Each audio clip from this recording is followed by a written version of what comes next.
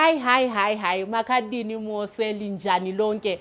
Welcome to this week's episode of Disability News. My name is Samantha Sibanda and I'm your host. Thank you so much for joining us. Thank you for all the feedback and everything Jamuno Tiwuza online. And I just want to say thank you for the support. So we are coming to the end of the month of April. Nguwa kufamba, guys. And I'm so excited that we're coming to the end of yet another month.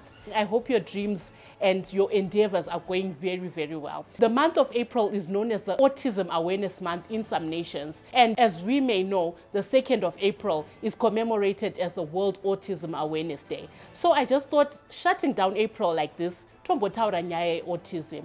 There are so many people who've been asking us, what is autism? How do you see that your child has got autism? I will tell you for sure that to diagnose autism is very, very difficult.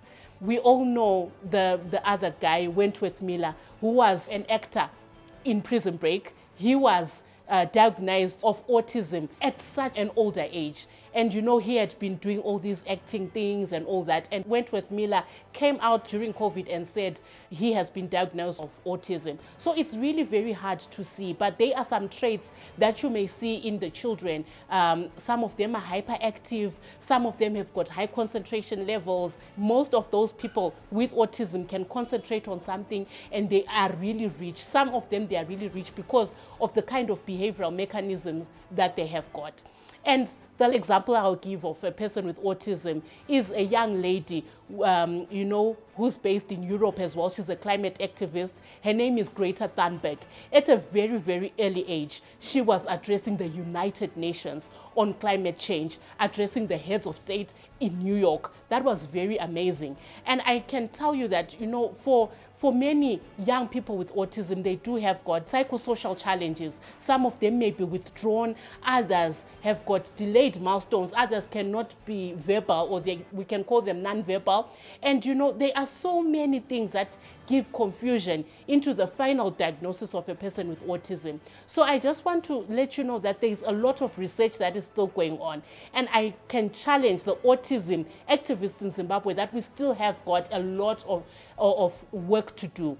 On the 19th of April, I remember that the post-cabinet briefing was talking about an early learning policy.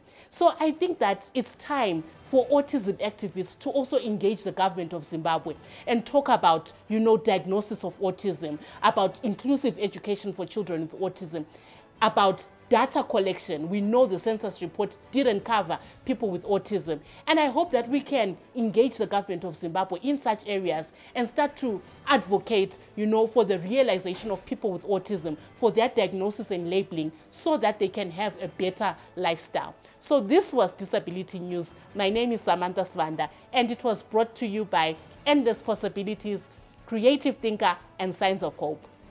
Bye.